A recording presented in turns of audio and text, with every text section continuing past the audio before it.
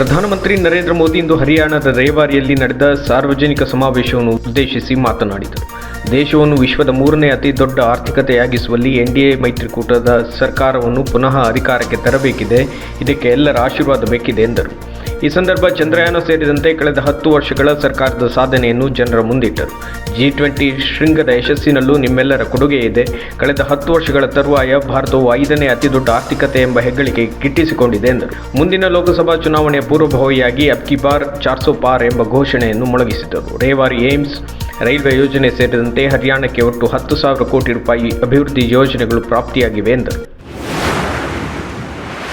12ನೇ ಸಾಲಿನ ಬಹುರಾಷ್ಟ್ರ ನೌಕಾಭ್ಯಾಸ ಮಿಲನ್ 2024ಕ್ಕೆ ವಿಶಾಖಪಟ್ಟಣಂ ಸಿದ್ಧವಾಗಿದ್ದು, ಫೆಬ್ರವರಿ 19ರಿಂದ 27ರ ತನಕ ಈ ನೌಕಾಭ್ಯಾಸವು ನಡೆಯಲಿದೆ.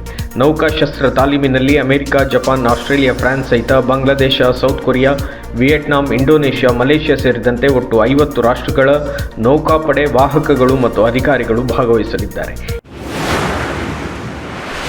ಮುಖ್ಯಮಂತ್ರಿ ಸಿದ್ದರಾಮಯ್ಯ ಇಂದು ವಿಧಾನಸಭೆಯಲ್ಲಿ ರಾಜ್ಯ ಬಜೆಟ್ ಮಂಡಿಸಿದರು. ಬಜೆಟ್ ಮೊತ್ತವು ಈ ಬಾರಿ 3.80 ಲಕ್ಷ ಕೋಟಿಗೇರಿದೆ. ಲೋಕಸಭೆ ಚುನಾವಣೆಯನ್ನು ದೃಷ್ಟಿಯಲ್ಲಿಟ್ಟು ಮತದಾರರನ್ನು ಕಾಂಗ್ರೆಸ್ ಪಕ್ಷದತ್ತ ಸೆಳೆಯುವ ದೃಷ್ಟಿಯಿಂದ ಜನಪ್ರಿಯ ಘೋಷಣೆಗಳನ್ನು ಘೋಷಿಸಿದ ಬಜೆಟ್ ಇದಾಗಿದೆ.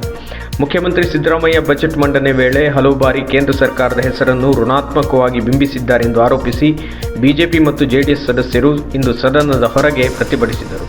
ಬಿಜೆಪಿ ರಾಜ್ಯಾಧ್ಯಕ್ಷ BY ವಿಜಯೇಂದ್ರ, ಮಾಜಿ ಮುಖ್ಯಮಂತ್ರಿ BS ಯಡಿಯೂರಪ್ಪ, ST ಕುಮಾರಸ್ವಾಮಿ, ಪ್ರತಿಪಕ್ಷ ನಾಯಕ R ಅಶೋಕ್ ಉಪಸ್ಥಿತರಿದ್ದರು.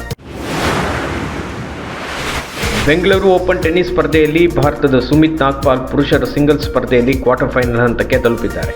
ಹಾಂಕಾಂಗಿನ ಕೊಲಮನ್ ವಾಂಗ್ ಅವರನ್ನು ನೇರ ಸೆಟ್ಗಳ ಮುಖಾಂತರ ಮಣಿಸಿದ ನಾಗ್ಪಾಲ್ ಕ್ವಾರ್ಟರ್ ಫೈನಲ್ಸ್ ಪ್ರವೇಶಿಸಿದರು. ರಾಜ್ಕೋಟ್ನಲ್ಲಿ ನಡೆಯುತ್ತಿರುವ ಭಾರತ-ಇಂಗ್ಲೆಂಡ್ ತಂಡಗಳ ನಡುವಿನ ಟೆಸ್ಟ್ ಪಂದ್ಯಾಟದಲ್ಲಿ ಭಾರತದ spin bowler R Ashwin 500 wicket ಕಬಳಿಸಿದ ಸಾಧನೆ ಮಾಡಿದ್ದಾರೆ. ಈ ಸಾಧನೆ ಮಾಡಿದ ಭಾರತದ 2ನೇ ಬೌಲರ್ ಎಂದು ಹೆಗ್ಗಳಿಕೆ ಗಳಿಸಿದ್ದಾರೆ.